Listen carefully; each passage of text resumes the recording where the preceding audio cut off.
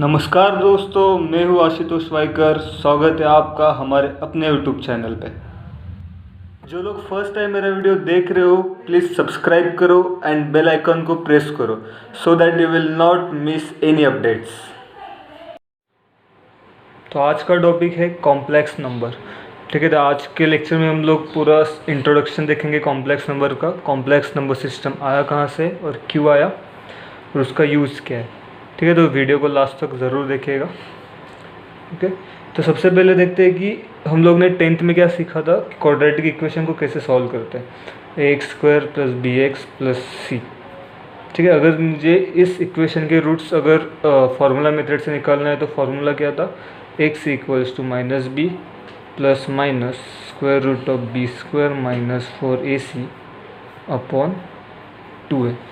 ठीक है, इसमें मेरा बी स्क्वायर माइनस 4ac को हम लोग क्या बोलते थे, इट इज़ डी, मतलब डिस्क्रिमिनेंट। उसको डेल्टा से भी डिनोट करते हैं। ठीक है, तो डिस्क्रिमिनेंट के हम लोग के पास 3 कंडीशन थे।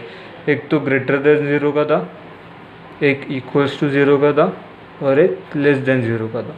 जब ग्रेटर देन ज़ीरो रहता है तो जो इक्वेशन के रूट्स रहते हैं वो क्या रहता है, रियल एंड अनइक्वल। अगर इक्वल टू ज़ीरो रहेगा तो real and equal, and less than zero रहेगा तो नो रियल रूट्स, और उसी को हम लोग क्या बोलते थे, इमेजिनरी रूट्स। राइट।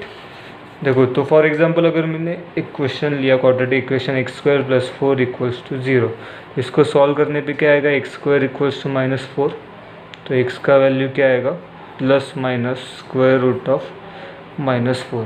तो जब भी स्क्वायर रूट में माइनस आता है तो वो इमेजिनरी रूट बन जाता है, तो उसको हम लोग सॉल्व नहीं कर सकते। तो ऐसे इक्वेशन को या फिर ऐसे सिस्टम को सॉल्व करने के लिए रियल नंबर सिस्टम फेल होता है। तो जहाँ पे रियल नंबर सिस्टम फेल होता है उसको रिकवर करने के लिए कॉम्प्लेक्स नंबर सिस्टम का यूज़ होता है। ठीक है, तो कॉम्प्लेक्स नंबर सिस्टम समझा क्यों यूज़ होता है। ठीक है, तो इसको कैसे यूज़ करेंगे, देखो अभी कॉम्प्लेक्स नंबर में जब इमेजिनरी पार्ट होता है, इमेजिनरी पार्ट, तो इमेजिनरी को हम लोग आई से डिनोट करते हैं, ग्रीक लेटर आइटा से। इसको बोलते हैं ग्रीक लेटर आइटा। राइट, तो और आई का वैल्यू होता है square root of minus 1। Right, तो आई स्क्वायर क्या हुआ, अगर मैंने बोथ साइड का स्क्वायर किया तो आइटा का वैल्यू क्या होगा, माइनस 1 का स्क्वायर रूट निकल जाएगा तो माइनस 1। आई स्क्वायर क्या होगा, माइनस 1। तो देखो इस इक्वेशन में देखो अभी x equals to root of minus 1 की जगह पे मैं आई स्क्वायर लिख सकता हूँ और 4 की जगह पे मैं 2 स्क्वायर। तो स्क्वायर स्क्वायर रूट कैंसिल, तो x का वैल्यू क्या मिला मुझे, प्लस माइनस 2i।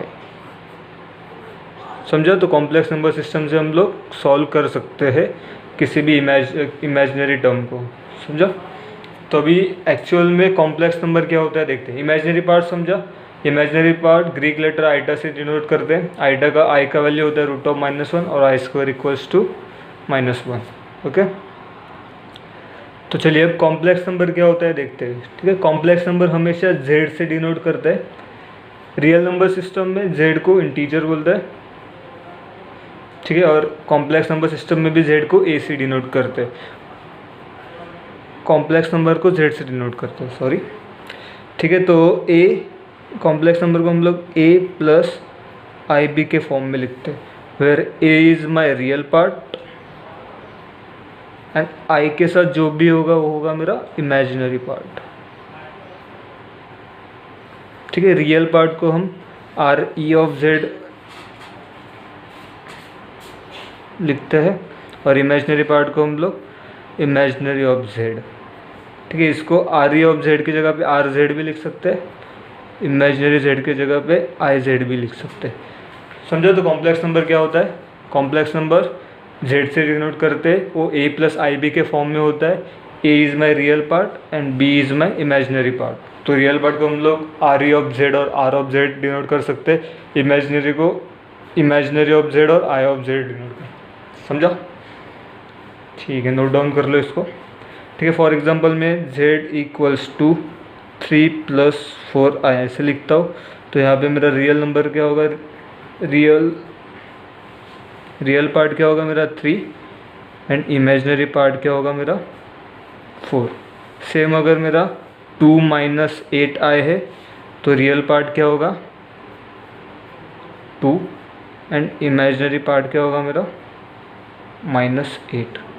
तो समझा रियल और इमेजनरी का। तो ये कॉम्प्लेक्स नंबर, ठीक है, नोट डाउन कर लो इसको।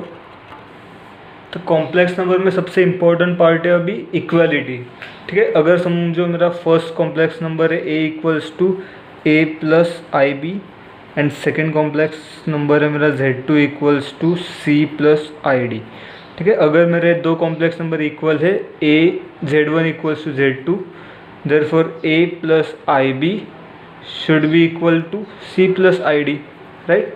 तो अगर दो कॉम्प्लेक्स नंबर मेरे इक्वल है तो उसका रियल पार्ट से इक्वल होगा एंड इमेजनरी पार्ट से इक्वल होगा। समझो, इक्वालिटी को ध्यान से समझो। तो मेरा a इक्वल्स टू क्या होगा c and b equals to d। तो इसके ऊपर क्वेश्चंस भी आते हैं एग्जाम में इक्वालिटी के ऊपर कि वेरिएबल देंगे उसका वैल्यू फाइंड करने का। फॉर एग्जांपल देखो, मैं एक एग्जांपल लेता हूँ इक्वालिटी के ऊपर कैसे क्वेश्चन पूछ सकते हैं। समझो अगर मेरा क्वेश्चन है 2x + y is my first complex number, तो लिखते हैं first complex number is 2x + y + yi and second complex number है मेरा z2 इज़ 5 + 3i और कंडीशन दिया है कि z1 equals to z2 given है। ओके, तो सॉल्व कैसे करेंगे, दोनों को इक्वेट करो। 2x + y + yi equals to 5 + 3i, ठीक है। तो रियल पार्ट को रियल पार्ट से इक्वेट करो, तो 2x + y इक्वल्स टू क्या आएगा 5 एंड इमेजनरी को इमेजनरी से, तो y इक्वल्स टू क्या आएगा 3। तो y का वैल्यू मिला 3, y का वैल्यू सब्सटीट्यूट करो, तो 2x + 3 इक्वल्स टू 5। तो x क्या आएगा मेरा 5 - 3 इज़ 2, 2/2 इज़ 1। तो समझा, x और y का वैल्यू फाइंड करने बोलेंगे तो ऐसे फाइंड करने का इक्वालिटी में। ओके, तो समझा इक्वालिटी का। अगर दो कॉम्प्लेक्स नंबर इक्वल कब होंगे, जब उसका रियल पार्ट इक्वल रहेगा और इमेजिनरी पार्ट इक्वल रहेगा। ओके, अब देखते हैं last part of today's lecture is conjugate of complex number. तो कॉम्प्लेक्स नंबर के कॉन्जुगेट कैसे पहचानेंगे और कैसे निकालेंगे देखते हैं। तो मैंने बताया था कॉम्प्लेक्स नंबर z से डिनोट करते हैं और वो किस फॉर्म में होता है a + ib, ठीक है। अगर इस कॉम्प्लेक्स नंबर का कॉन्जुगेट निकालना है तो देखते हैं कैसे निकालते हैं। कॉन्जुगेट को हमेशा z लिखते हैं, राइट, z इक्वल्स टू, और किसी भी कॉम्प्लेक्स नंबर का अगर कॉन्जुगेट निकालना है तो उसके इमेजिनरी पार्ट का साइन चेंज कर दो। तो इसका कॉन्जुगेट क्या आएगा a - ib, समझो। फॉर एग्जाम्पल अगर ऐसा दिया है, एग्जाम्पल देखो, if z equals to 8 - 3i find the conjugate of this complex number. तो कॉन्जुगेट मतलब क्या, z इमेजिनरी टर्म का जो भी साइन है उसको चेंज करने का। 8 साइन क्या है माइनस, उसको चेंज किया प्लस। तो समझा कॉन्जुगेट ऑफ कॉम्प्लेक्स नंबर क्या होता है, ठीक है। नोट डाउन कर लो इसको। ये जो सिंपल टॉपिक्स थे, सिंपल बेसिक्स थे जो कॉम्प्लेक्स नंबर समझने के लिए बहुत इंपॉर्टेंट है, इसको लिख लो। ओके, और अभी नेक्स्ट लेक्चर में हम लोग addition, subtraction, multiplication, scalar multiplication, division, वो सब देखेंगे कॉम्प्लेक्स नंबर का। ये सब बेसिक था, नोट डाउन कर लो, ठीक है। कुछ डाउट रहेगा तो you can ask. Okay, that's it for the today's lecture. अगर आपको कोई डाउट रहेगा तो कमेंट सेक्शन में डाल दो। Thanks for watching this video. If this video really helps you out, then hit the like button and subscribe to my channel and share it as much as possible. Thank you.